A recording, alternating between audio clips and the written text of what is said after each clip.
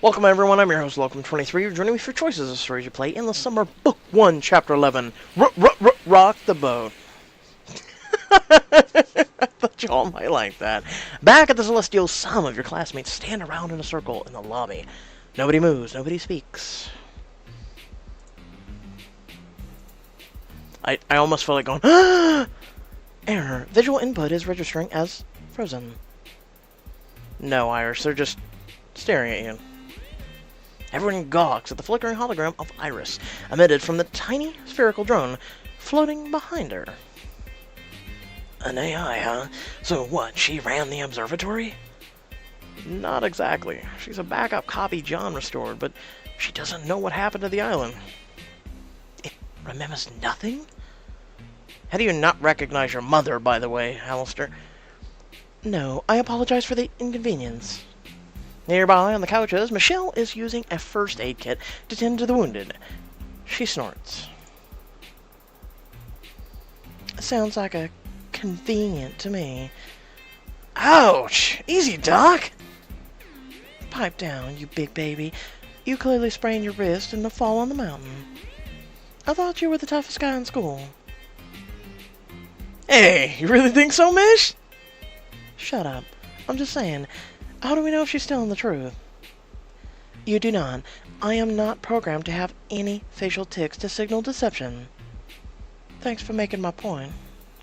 By the way, I'm shocked we didn't all get killed out there. We're fine, Michelle. We handled ourselves well. We were tough? Lucky. I'm gonna go with tough, especially fighting the crab with Estella and everything. I'm gonna go tough. Just dealt with some serious craziness out there, and we're all still in one piece. That's something to be proud of. Damn straight.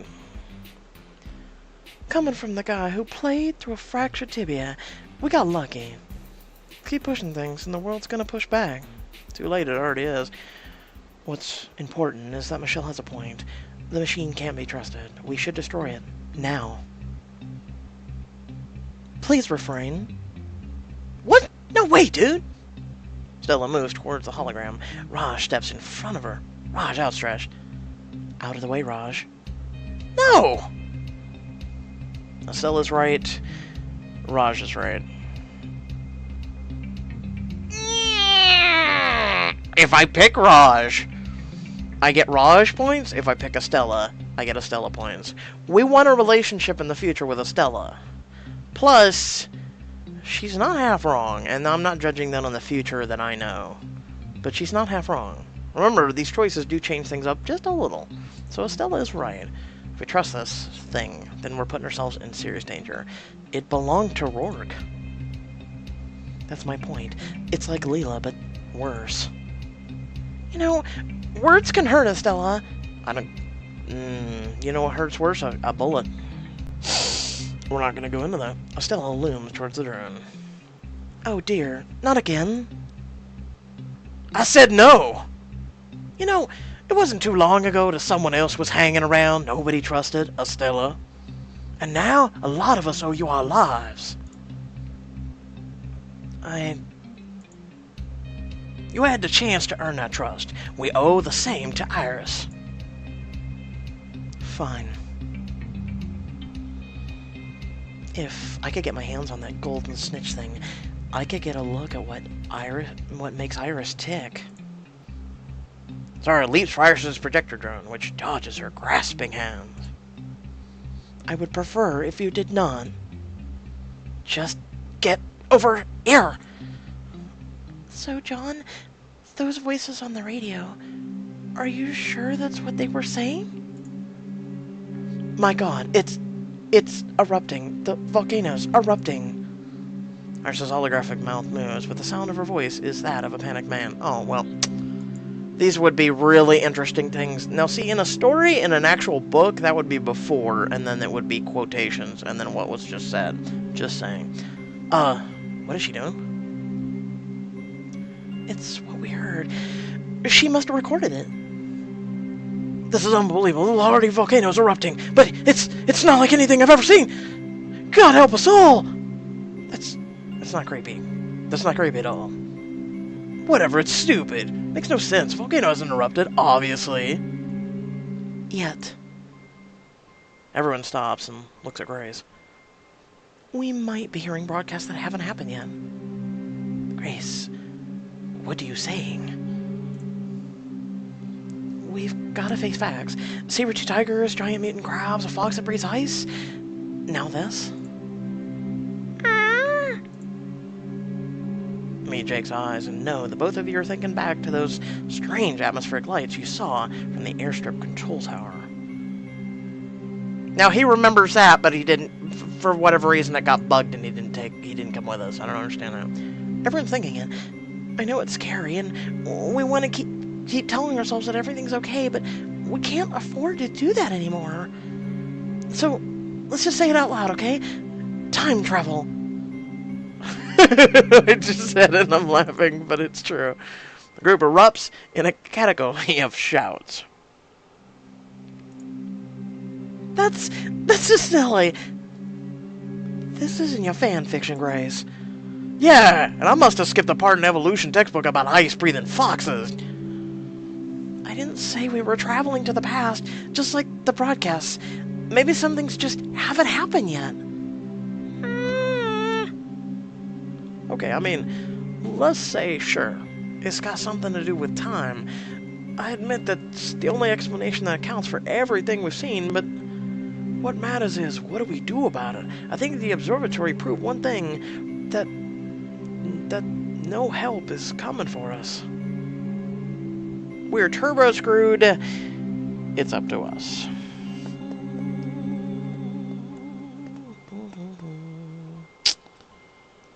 We are turbo screwed, so it's up to us then. John is right. It's just a problem, and every problem has a solution. We just have to find it.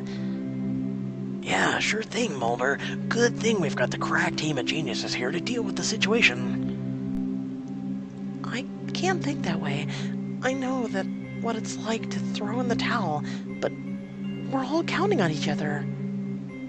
Guys, there's one thing we found here at the resort while you were gone. Raj had you a framed photograph of a picturesque marina filled with docked yachts and sailboats. Is this here? Yep, only a couple miles south. It's Mr. Rourke's private marina, reserved only for the resort's most illustrious guests. Many kept their prize yachts there. If there are any left, we know what we have to do. Everyone get your things. We're getting off this rock. Oh, yes, certainly. After only narrowing surviving our little jaunts to the shelter and the observatory, why not wander off again? Alistair, you can't be seriously suggesting we stay here after what we just talked about? I'm simply asking for a little more pattern recognition. We are extraordinarily fortunate to have survived this long. And we'll keep surviving. So we insist, but keep tempting fate, and eventually we may face something we cannot survive so easily.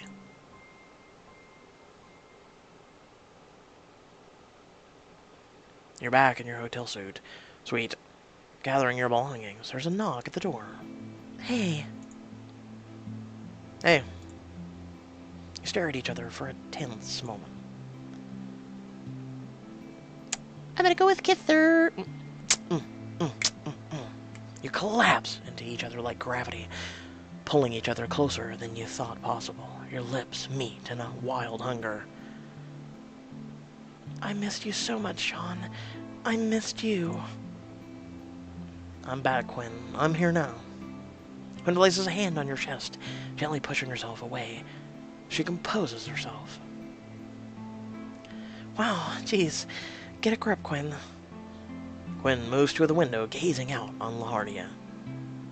I can't believe we're leaving. I know it's been 4 days, but... Sunlight casts a reflection against the glass window, which floats like a ghost over the island peaks. Somehow it feels like I've known you forever. She turns to face you. Do you think we'll still talk? When we get back home, I mean? Of course we'll still talk. Didn't know any of you except for Diego before we get here, and no matter what happens, I feel like I made friends for life. Especially you, Quinn. Oh, right back at you. Quinn shifts awkwardly, rocking on her heels for a moment. You realize she's carrying a small bag. There's another reason I stopped by. I found these really nice clothes in a suitcase a guest left behind in my suite. They must have been here for some mountain climbing. They'd be useful if things get dangerous out there, and besides, I thought they'd look really good on you. Adventure outlet! Whoa. See? You'd have all these tools like this knife and such, and so no matter what happens, you'd be prepared. So, what do you think? Yes, please! Looks awesome, Quinn. You're the best. Really? You like it? I'll put it on right now. Okay, I'll turn around. I would love to improvise right now. I'm moving on.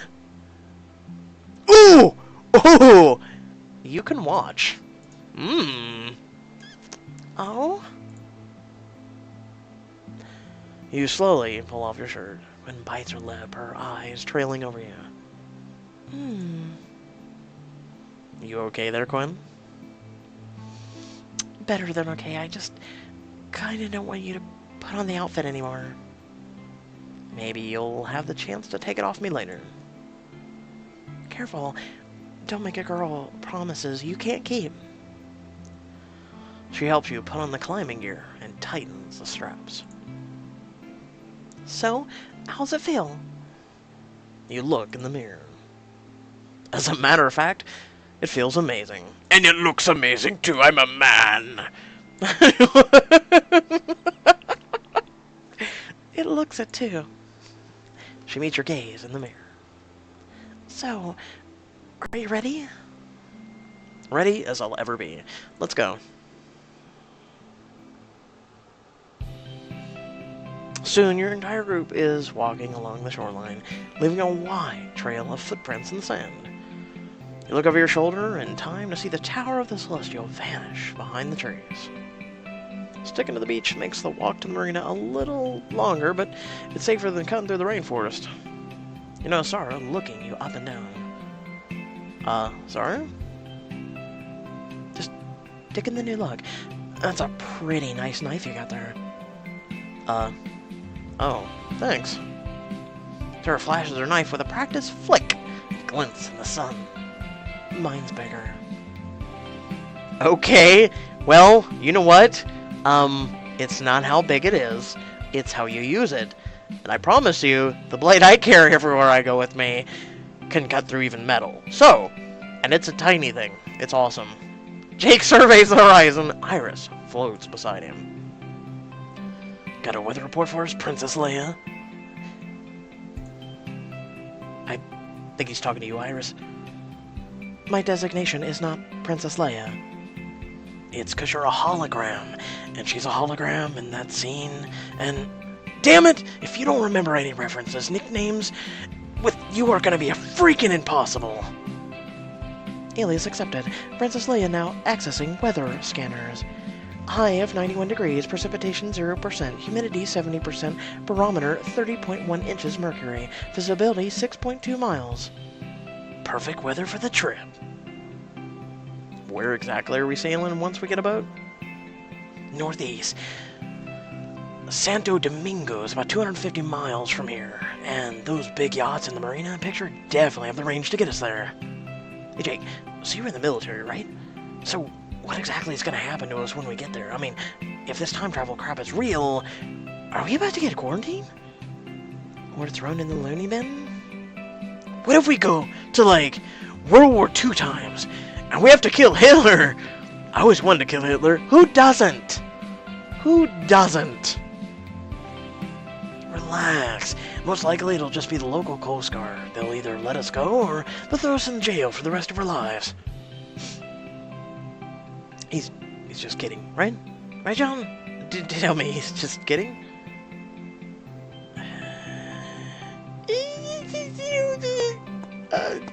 I don't know? Tell him Jake's kidding. Shrug. What does that shrug? What does that mean? That doesn't help. It means maybe he's right. If this island really isn't as different as we think, every government in the world is gonna want to know what we know. And they might not be nice about finding out what that is. Hugo falls into a tense silence. Sean notices and pats his back. Hey, it'll be like a conspiracy thriller movie, right? Enemy of the state, no?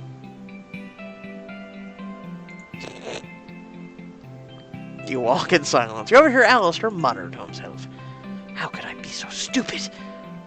What do you mean? I never should have come here. Why did I do this to myself? Why did I think my life would be somehow better after coming here? What did I expect? I should have simply accepted things as they were. Easier said than done, bro. Maybe, but it's worth the effort to find peace with yourself. I guess I kind of felt the same way.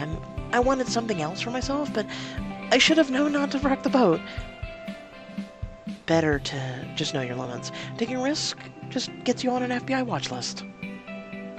I just wanted to go back home and have everything exactly the way it is. Or was. Come on, guys, look where we are. Look at what we faced. You're telling me you haven't felt like you've grown in the last 4 days? Grown? I've grown sick of pep talks, Cap. Trying to change things only gets you hurt. If you don't, how do you ever find out what you're capable of?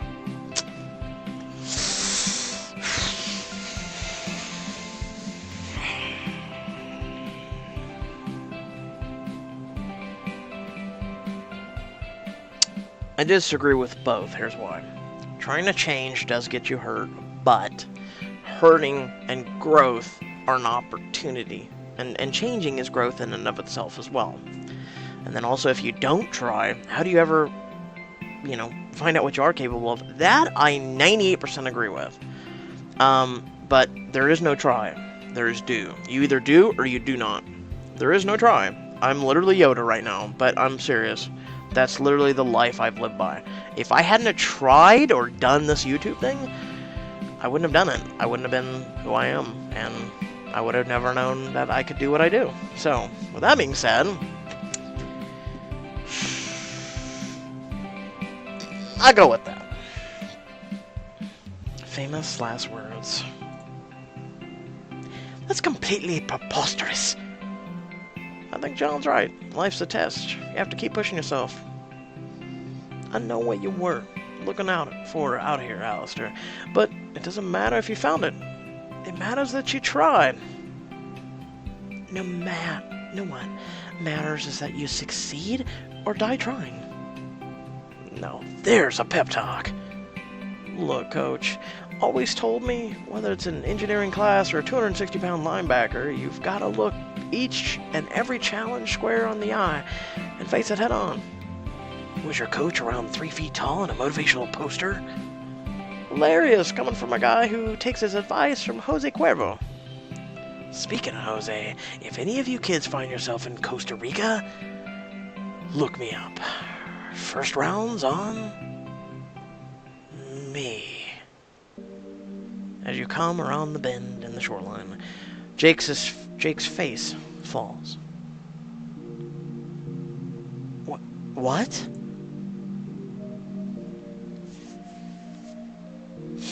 Smoke coils slowly in the air, like black snakes. The crystal blue water of the marina laps against the charred wood and metal of the ship's shattered hulls. Leela? This doesn't look like the photo. The inlet is lined with debris, strewn docks. Millions of dollars worth of exquisite boats lie in ruin. Sean steps forward, his face slack. He falls to his knees. Why? First my plane, now this? Someone is trying awfully hard to keep us here. See? This is what I'm talking about. This is why. What we get for trying?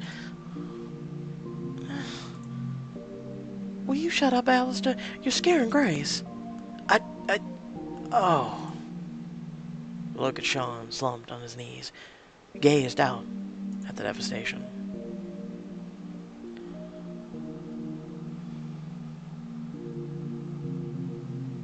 Yell at him. Get the hell up, Sean. John. I'm not accepting defeat. Are you? Maybe you should. No, because that's not the kind of person I am. Is that the kind of person you're, Sean Gale? No. Sean gets to his feet. Great talk and all, but what exactly are we supposed to do now? I don't know, but I know what we won't do, and that's give up. There are answers here, so we've got to find them. Something will tell us what we're up against. You heard the man, let's split up! Everyone nods and begins searching the marina. Vegeta nuzzles your leg. So Vegeta, where should we go first?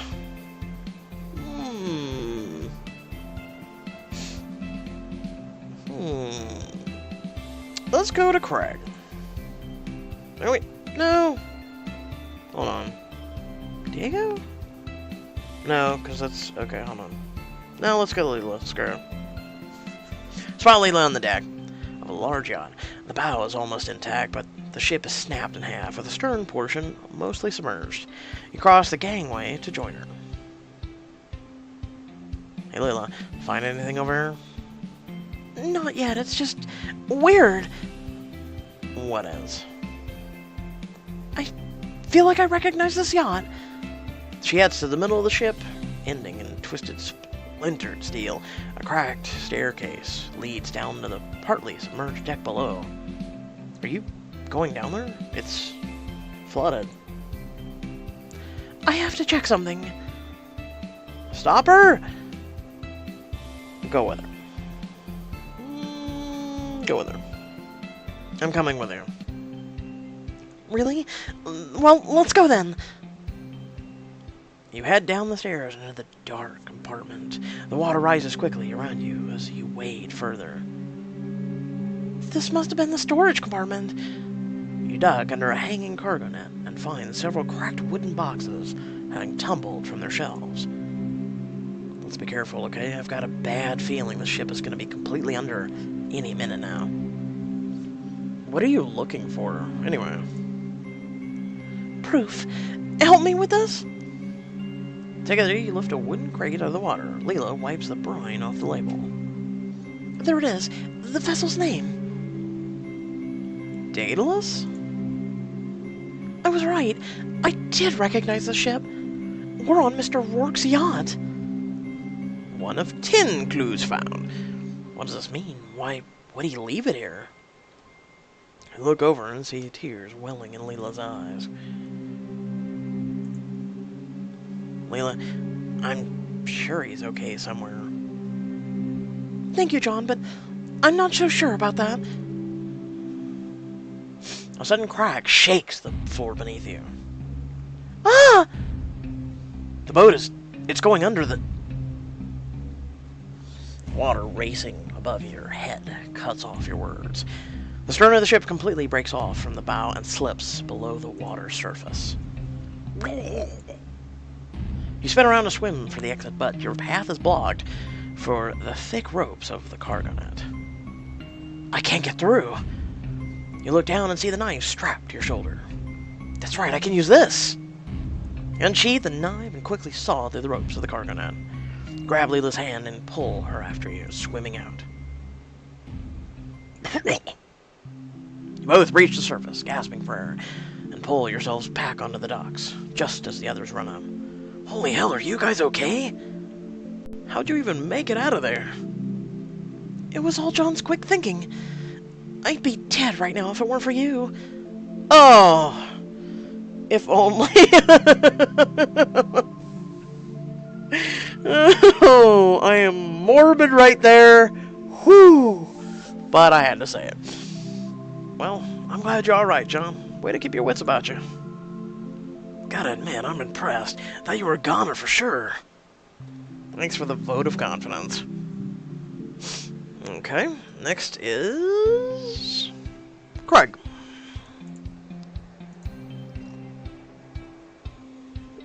You catch up with Craig while you're enjoying Earl Grey tea. No, I'm kidding, but I am. Hey, Craig, any luck so far? Actually, yeah, check it. Gestures to a pristine jet ski tethered to the dock. Still in good shape. Nice. Yeah, but it's almost out of gas. Nowhere near enough gas to get to the coast. Craig looks around at the smoke rising from the destroyed ships. Guess we're still stuck here. Craig, you still don't want to leave, do you? Even with all the monsters and the time travel, you want to stay. Yeah, I guess I do. Maybe I like it here. So, if I was stuck on an island 10 miles south of South City, the androids... No, I'm kidding. If you watch Dragon Ball Z, you would know. If I was stuck on an island, would I want to come back or not? Yes, I would miss technology. I would miss doing YouTube. But, would I come back? I'm gonna go with no. If it was just me alone on an island, I'm gonna go with no. I could die happy. Because it would be peaceful, and...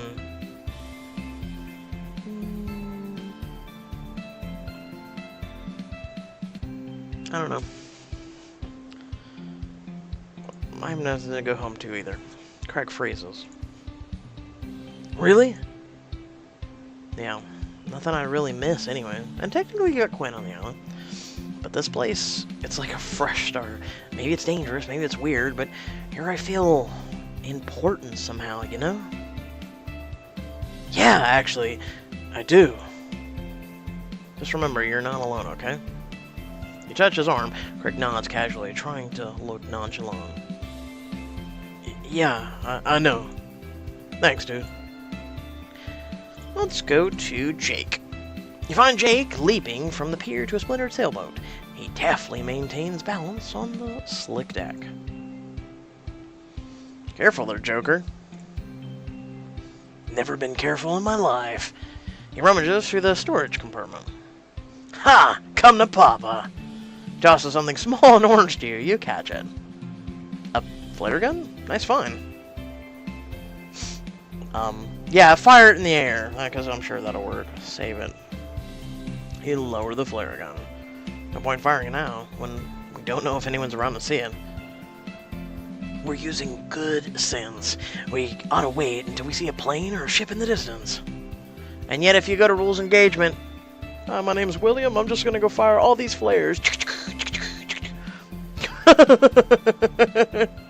You notice Diego kneeling on the dock, filling with a hefty waterproof case covered in seaweed.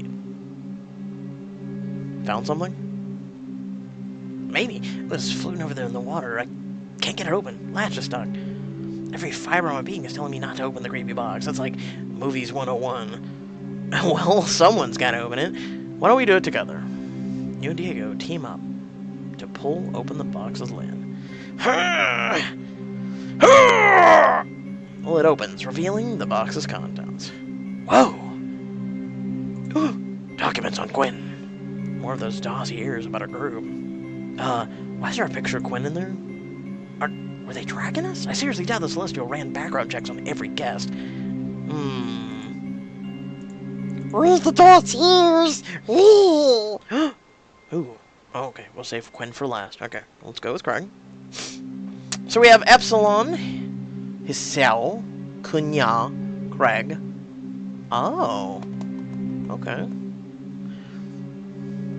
Shy nerd turned big man on campus. Unlikely to be drafted into the pros. The star is fading fast, so he hangs on to the glory days. A grueling life has left him tough enough for any encounter. Not very bright, but intense loyalty, particularly to his quarterback, Sean Gale, prevents him from being manipulated. Threat assessment is a 3. Ooh, you are hella low, dude. Alright, next one, Michelle. See, everybody goes and questions why I do voices. Even her voice is technically wrong. Correct me if I'm wrong. Her name, Michelle. First name, last name. So her mother or father? One of the two. Females get more of their genetic code from the males, while males get more from the mothers, as I believe in my Science 101 knowledge off the top of my head. Because I look more like my mother versus my father. And so do my brothers too, so... Raised by a single mother, taught to work hard for what she wants, and she wants it all. Top of her class, will have her pick of med schools. Stud quarterback boyfriend is just cherry on top. So I like how they put a line through that. As motivated and hardworking as they come, hard to tell if she enjoys her stat, and I can't tell because of the red line, if it's all a means to an end. Threat assessment is a 5. Congrats, Craig. You are lower than her. And finally, Quinn. Kelly. Quinn. Aaron. Boulder, Colorado. Spent her whole childhood in a hospital battling Rotterdam syndrome, rare autoimmune disease. Cost bankrupted her parents, leading to their divorce. Ouch. Constant near-death experience gives her a unabashed craving experiences marked by socialization and intimacy issues. I have yet to see any issues with her, by the way. Threat assessment is, wow, a 0. Really? Really lower than Craig. Boy, you may want to change that by the end of this whole entire book, let alone book 2. Strong-willed survivor, but not a threat. Really? Okay, interesting. Very dumb, but okay. Are you sure you want to stop? Yes. This is totally insane. What's the point of all this? And what do the weird symbols mean? They all look like animals. I'm not sure, but it all has to add up to something. And I bet there are more of them somewhere. Yeah, technically we've only done 6 out of 12, I believe. A shout from across the marina grabs her attention. Everyone, come here quick! Your group hustles over to the pier Grace is on. She's standing by something tied to the dock, beneath a large tarp. What do you got for us? Grace yanks away the tarp to reveal a speedboat. A high-performance runabout. Visual analysis indicates a Neptune-class model 2850. It's completely intact. Almost like it looks brand new. Like, not sure why this one's okay when everything else here is destroyed, but don't look a gift horse in the mouth, short stuff. Pretty sure the Trojans would feel differently about that? Keys? Grace shakes her head no. Sean gives a hopeful look to Zara. Are you telling me to hotwire it? No, I'm not telling you anything. You do exactly as you please. You're goddamn right. Zara flicks at her knife. Remember she complained because they requested her to fool with the elevator? And she was like, no, don't tell me what to do. Zara flicks at her knife, and a few minutes later, the speedboat's engine revs to life. Hell yeah, alright. What's the range, Blue Girl Group? Can it reach the Dominican Republic? That's you again, Iris. I see. On a full tank of gas, yes. Jake checks the tank and grimaces. Well, it's got gas, but not completely full, so it might make it, but it also might stall out in the middle of the Caribbean, and we die. Who's we in this situation? Because, to fit everyone in, we're gonna need a bigger boat. You're right. It's way too small. A couple of us should go and bring back home. The question is, who? I'm not gonna lie, it's a gamble that it would even reach safe haven. Everyone stands around in an awkward silence until Sean pulls off a shirt and hops into the boat. Why do you need to pull off your shirt? What does your shirt have anything to do with what we just talked about? I'll do it. I'll be back with the rescue before you know it. Easy, Magellan. You'd get lost within a mile. Jake strips off his shirt too and jumps in after Sean. Be my guest, man. Anybody else? We have room for a third.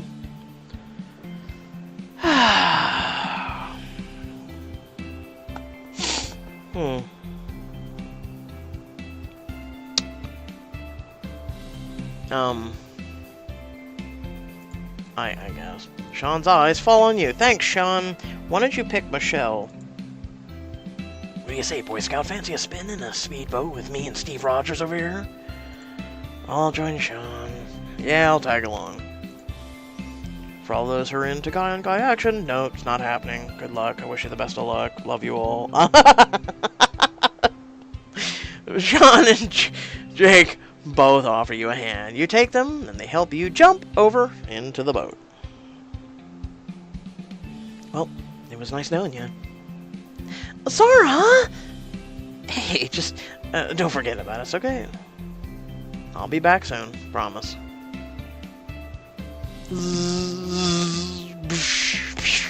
Sean takes the throttle and guides the speedboat out of the inlet and into the open sea. Behind you, the island begins to recede, and your friends shrink down to pinpricks. I hope they'll be okay until we can bring back help. Yeah, you took the 3 strongest guys off the island, who are also the smartest, and yeah, they'll be fine. Jake stretches out on a seat and lies down in the sunshine. Now this is the life. We've got about 3 hours and nothing but flat ocean ahead. If you want some sunscreen, I've got it in my bag. Who should rub sunscreen on you? Do it yourself. No offense, do it yourself. You borrow Jake's sunscreen and begin applying it. You sure you don't need help with that? I can manage myself just fine, thanks. Never said you couldn't. Neither of us are dumb enough to suggest that. What? Why are you speaking for both of you? Yeah, Sean. Come rub sunscreen on my back. Oh, gosh. You close your eyes and lie down on the seat, feeling warm and comfortable and perfect in the sunshine. Until suddenly you feel a chill. The sun glides behind a dark cloud. What's happening? Storm's rolling in fast. Surf's kicking up quick. The speedboat bounces across the foaming white waves, and the wind whips past you. See that? In the clouds overhead, sparks of orange blossom. The orange lightning, just like we were in the plane. Guys, look out! Dead ahead, a massive crater opens in the ocean. Deep water swirls at high speed. A whirlpool! There's something coming out of it. Sweet mother of God.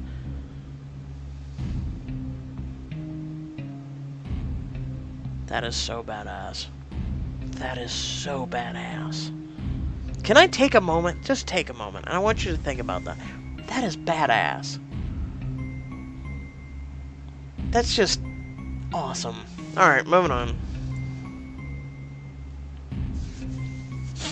The monster rises several stories out of the water, towering over the speedboat. Its rows of gleaming teeth seem to grin at you.